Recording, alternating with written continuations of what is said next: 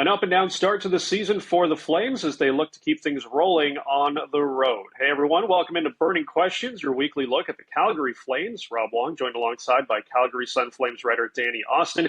And Danny, there's been some good and some not so good for the Flames early on this year, but it is just the first week, so you kind of have to take some things with a grain of salt. But let's start with just the team as a whole. How do you think this squad has looked under Ryan Huska as opposed to things when it was being run by Daryl Sutter? It's more fun to watch. I'll start there. There's a lot less dumping and chasing.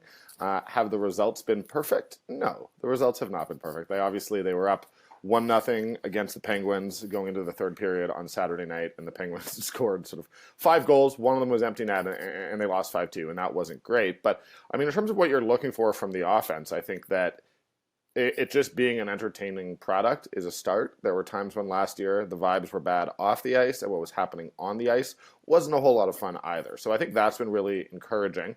I think that if there's an area of concern so far, it has been sort of the play in their own defensive zone. What's interesting about that is they went from a man-to-man to a zone coverage system, and that really I don't think has been the problem. It has been more that they have been giving pucks away when they get them back. They've had trouble getting it out of their own defensive zone, and that is something that we're really going to need to see them work on. But as far as the difference between a Sutter team and a Huska team, I mean, I think we're seeing the Flames give up more opportunities than they'd probably like. But I will say that by and large, it is more fun on offense. There does seem to be more freedom. I think that we're going to have a little bit more fun this season.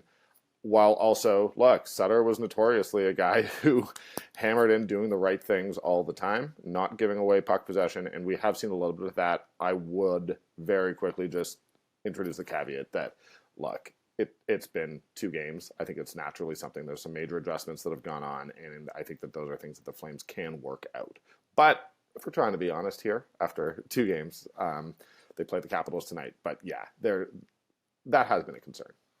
Well, if we're looking at one thing that has clicked so far, it is the top line of Jonathan Huberdeau, Elias Lindholm, and Andrew Mangiapane. What do you think has made that trio so successful so far? I mean, they're good players to start with. I do really like Mangiapane is a tenacious guy, and I do like the work that he's doing along the board. I do like the way he's skating. And then I think that we're sort of seeing Elias Lindholm has always kind of been this guy, and Elias Lindholm was not bad last year. His numbers weren't maybe where they were the year before when he was playing with Johnny Gaudreau and Matthew Tkachuk. But if I had to say it, I would say that nobody's numbers would probably be the way they were without those guys. So I don't think that there was a real regression in terms of quality of play there. But now you're seeing Jonathan Huberdeau is going to be at his best when he has the puck on his stick, when he's not playing that dump and chase style, when he actually is allowed to sort of skate in with it, take a second, look around, find his guys. And I think Jonathan Huberdeau, we haven't seen him take over a game, but his production, I believe he's got 3 points through 2 games. He's already scored. That is progress, and that needs to be taken as progress. I was asked this weekend by a friend, well, we saw what the Penguins did when Evgeny Malkin and Sidney Crosby just sort of decided to take over that game. Look, Huberdeau, Lindholm, and Mangiapane are not Sidney Crosby and Evgeny Malkin. We don't have to pretend that they are. That is not going to be the expectation. This team is going to come at you in waves with 4 lines, and I think that so far you're right. They have done a really nice job, and there were 2 big questions going into this season. There were more than 2 big questions, but I will argue that the big questions on just about every Flames fan's on the tip of their tongue was, how is Jacob Markstrom going to look, and can Jonathan Huberdeau rebound from a pretty awful first season in Calgary? And at the very least, the early returns are positive. We don't need him being Connor McDavid here in Calgary. What you need from him is going out and being productive and having the puck on the stick, bringing out the best in his teammates, shooting a little more than he probably did last year, but he's going to be an assist machine. That's what we're looking for from Huberdeau, and I think that's been very encouraging. Lindholm has been exactly what we expect him to be. There's a reason why his future is such a big question here. And then Andrew Mangiapane, he scored over 30 goals 2 seasons ago. And then last year was a bit of a drop-off, but we know that he was injured. If he is back to sort of the player that the Flames believe he can be, then this has potential to be a great first line. Not just a good first line, a great first line.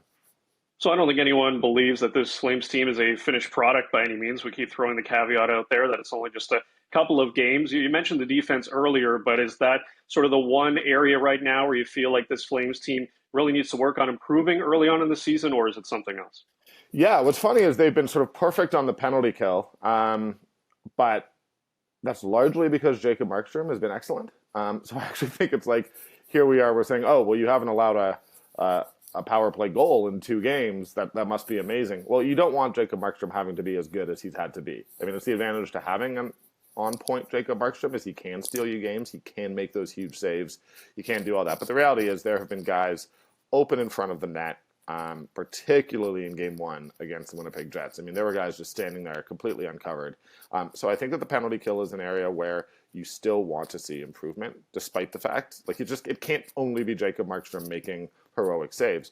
And then in the defensive zone, I think that there was a major step forward between game 1 and game 2. And the third period was not good. The third period, there are a lot of mistakes that they need to clean up, they need to learn from, but they were mental mistakes. And the truth is, I think that this team is having a little bit of trouble getting the puck out of their own zone. It's sort of what I referenced in that first answer. They can get it back. They're not necessarily giving up grade A scoring opportunities when their opponents enter the zone, but when they do get it back, they're just struggling. They're turning it over at the blue line, and that's creating chances where they're not in a position to defend properly. And that has to be cleaned up, and it has to be cleaned up quickly. Now, if you look at this Flames defense, you have guys like Rasmus Anderson, Noah Hannafin, Mackenzie Weegar, even Chris Tanev, Nikita Zadorov. These are guys who can move the puck. So when you get the puck on their 6, we have seen these guys. They jump into the rush. They find that outlet pass. They do what you want. So there's no real concern that this is going to be a lasting problem. And I don't just want to say everything, oh, it doesn't matter, it's the first game or 2 of the season. But part of why it's been a little bit of a surprise is when you have all that talent and all of those guys who have shown that this is not a weakness in their game, you wouldn't expect it to be sort of rearing its ugly head this early. So I expect it to be something that gets fixed, but undeniably, their struggles getting the puck out of their own zone have been the biggest sort of eye-opening, what's going on through 2 games this season. Well, we'll see how the Flames fare on the rest of this 5-game road trip. Have any questions about the Flames you want answered, send them to calgaryflames@postmedia.com, and we'll answer them here. For all of Danny's Flames coverage, head over to the Calgary Sun.